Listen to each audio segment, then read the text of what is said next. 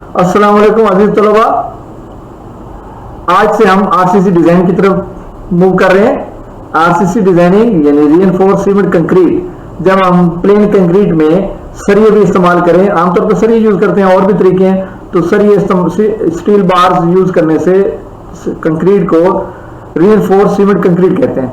तो इसकी जरूरत आप जानते हैं, इसके एडवांटेज डिसएडवांटेज आरसीसी के इस लेक्चर में आज हम इसको डिटेल से देखेंगे। तो इंशाल्लाह इसको मूव करते हैं। और आप यकीन रखें कि जो डिजाइनिंग की तरफ जाता है इससे बहुत ज़्यादा अर्निंग है। आप लोगों के हाई राइज प्लाजा बिल्डिंग ये सारे के सारे डिज़ाइन करेंगे, लोगों के घर भी डिज़ाइन करेंगे। तो इसके लिए दिलचस्पी के साथ अपने आप को इसमें इन्वॉल्व करें, और डिज़ाइन का ज़रा बड़ा दिमाग चाहिए इसको समझने के लिए और इसको करने के लिए। तो हर आदमी इंशाल्लाह अच्छा दिमाग लेकर आए। अल्लाह रब्बुल इज़्ज़त आपका हम सबका हम ये नासिर है। इंशाल्लाह आप कोशिश करेंगे तो ऐसा ऐसा इसको सीख जाएंगे। असल ये इसको आप देखते हैं।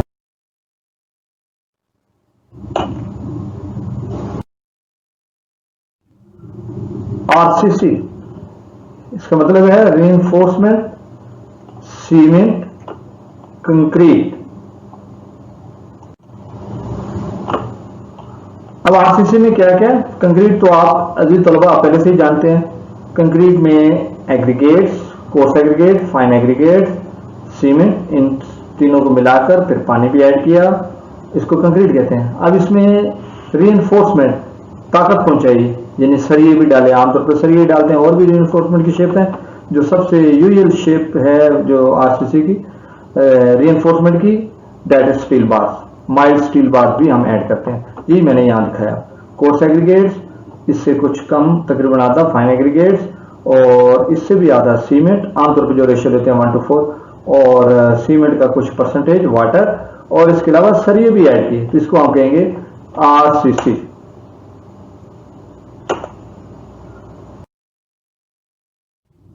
आरसीसी के बारे में कुछ और बातें आप जानते हैं अभी तलबा कि टेंशन में कंक्रीट 10 टाइम्स वीक है कंप्रेशन की निस्बत। तो लिहाजा जो हमारे टेंसाइल मेंबर्स हैं जैसे बीम, इसके लिए हमें लाजमी तौर पे सरिये डालने पड़ते हैं, यानी रीइंफोर्समेंट डालनी पड़ती है, तब जाके बीम लोड लेने के काबिल होता है। और इसी तरह सरियों को यानी लोहे को, माइल्ड स्टील को और कंक्रीट को क्यों मिक्स किया, सोना, चांदी, कॉपर और चीजों को क्यों नहीं मिलाया? इसकी वजह यह है coefficient of thermal expansion of steel is 6.5 × 10⁻⁻⁶, और इसी तरह कंक्रीट का 4 × 10⁻⁻⁶, ये 4 से 7 ये होता है। तो तकरीबन दीज आर नियरली इक्वल। हम कहते हैं दोनों का बराबर है। तो दोनों का एक्सपेंशन एक जैसा होता है, कंट्रैक्शन एक जैसा होता है, इसलिए इन दो मटेरियल को मिला दिया।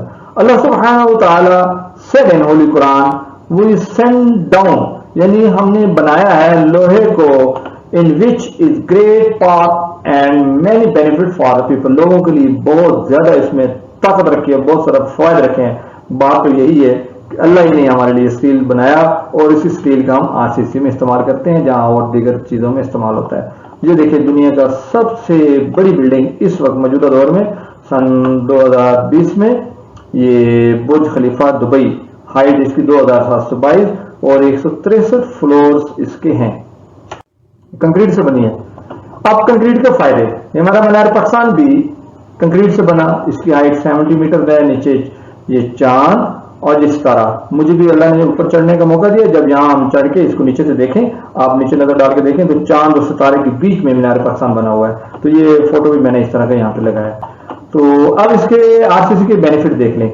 Less cost as we compare with other material, इसकी कीमत कम है, तो बचत वाला काम है, इकोनॉमिकल है, कंप्रेसिव स्ट्रेंथ ज्यादा है, ज्यादा इससे फायदे होते हैं। इसी तरह मटेरियल्स, इनकी मटेरियल इंग्रेडिएंट्स बहुत आसानी से मिल जाते हैं। फायर और वेदर रेजिस्टेंस भी इसकी बाकी मटेरियल की निस्बत बहुत अच्छी है, ज्यादा ड्यूरेबल है, इजी। हम हर मुख्तलिफ किस्म की शेप्स बना सकते हैं, बाकी मटेरियल की शेप बनाना इतना आसान नहीं। और रिजिड मेंबर्स यानी सॉलिड मेंबर्स बनते हैं, बहुत आसान, सारे कॉलम, बीम, स्लैब हम चल सकते हैं, डिफ्लेक्शन बहुत कम होती है। तो ये तो है इसके फायदे। और स्किल लेबर की भी इतनी जरूरत नहीं होती, बस एक मिस्त्री और बाकी आम लेबर, तो इसे हम बना सकते हैं किसी तरह का मेंबर बनाना चाहें। तो कुछ डिसएडवांटेजेस भी हैं। ये पाकिस्तान की मौजूदा सबसे ऊंची बिल्डिंग पाकिस्तान टालेस्ट जो अभी अंडर कंस्ट्रक्शन है, बैरियर टाउन कराची में बनाई गई 68 स्टोरी की और तकरीबन 1000 फीट, दुनिया की सबसे बड़ी बिल्डिंग का तकरीबन तीसरा या चौथा हिस्सा पाकिस्तान वालों ने भी एफर्ट्स कर लिए। इंशाल्लाह आइंदा दौर में भी लोग और बनाएंगे, ऊंची बिल्डिंग बनाएंगे। अच्छा, अब आरसीसी के डिसएडवांटेजेस, इसके यानी खामियां कौन सी हो सकती हैं?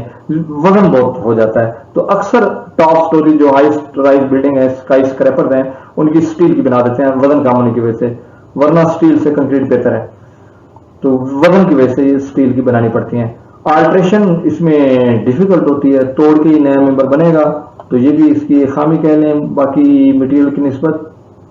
तो इसको बनाते हुए मिक्सिंग करते हुए बड़ी एहतियात से नजर रखनी पड़ती है, अगर गलत मिक्सिंग हो गई, क्योरिंग में कमी हो गई तो इसकी स्ट्रेंथ में कमी आ जाएगी, और फार्मर भी लगाना पड़ता है जिसकी वजह से कॉस्ट भरनी पड़ती है।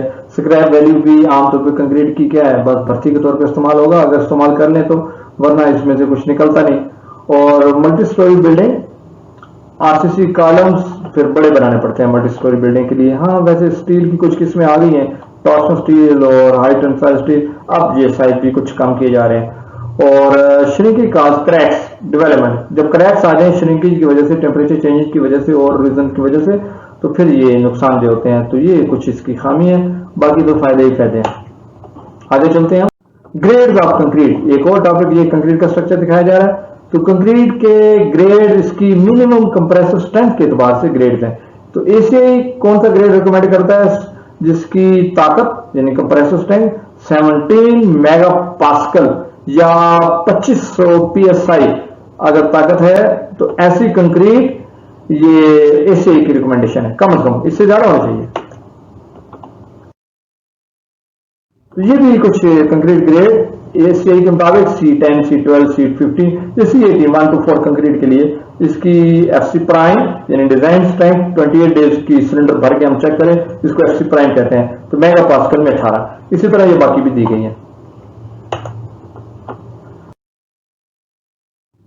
ग्रेड ऑफ स्टील, जहां कंक्रीट के रखे हैं वहां स्टील के भी ग्रेड हैं। ये स्टील यूज किया जा रहा है छत में, और ये बीम्स बीच में नजर आ रहे हैं, और ये कॉलम जो कंक्रीट कास्ट हो जाएगी, जो कंप्लीट स्ट्रक्चर बन जाएगा। तो ग्रेड आर असाइंड स्टील के to as per its yield strength. Yield strength क्या होती है मैं आगे आपको बताता हूं। तो ये मुख्तलिफ उदाहरण है, मुख्तलिफ इसकी ग्रेड्स बनाए स्टील के। ये देखिए ग्रेड ऑफ स्टील, ग्रेड 280 एशियाई के मुताबिक, ग्रेड 280 इसकी स्ट्रेंथ कितनी होगी? 40 केएसआई या 40,000 पीएसआई।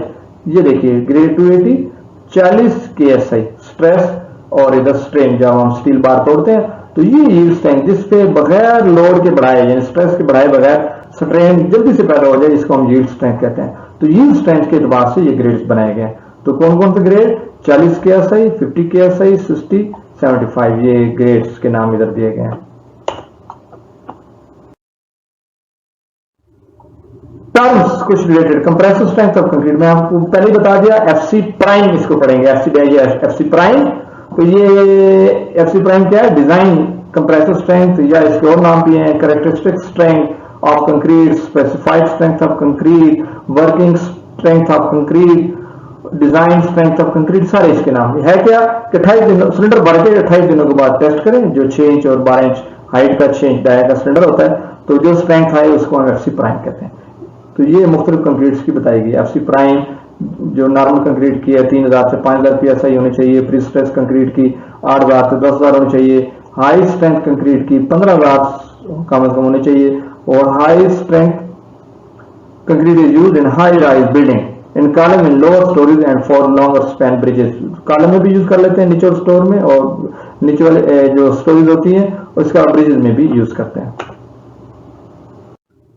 FC प्राइम, अच्छा ये 3 दिन के बाद अगर हम सिलेंडर चेक करें तो 28 दिन की जो स्ट्रेंथ है उसका तीसरा हिस्सा कंक्रीट की स्ट्रेंथ आती है, और ये तकरीबन 40% 3 दिनों में कवर हो जाती है स्ट्रेंथ। पता नहीं, ये चाह रहा हूं कि एक दिन में अगर स्ट्रेंथ चेक करें तो 28 दिनों की जो हमने डिजाइन रखी है उसका 16वां हिस्सा एक दिन में, 2 दिन में, फिर 3 दिन में 40%, 7 डेज में 75%, 14 डेज आमतौर पर 7 डेज के बाद शटरिंग उतार देते हैं, बाद 14 डेज के बाद तो 90% तक अचीव हो जाती है। तो 28 डेज में 100%। वैसे कंक्रीट की स्ट्रेंथ अभी भी बढ़ रही थी लेकिन बहुत स्लो, तो इसलिए 100% हमने, या 99 एक्चुअल 99% ये हमने 28 डेज स्ट्रेंथ को रखा हुआ है। ये डिजाइन स्ट्रेंथ कंसीडर होती है।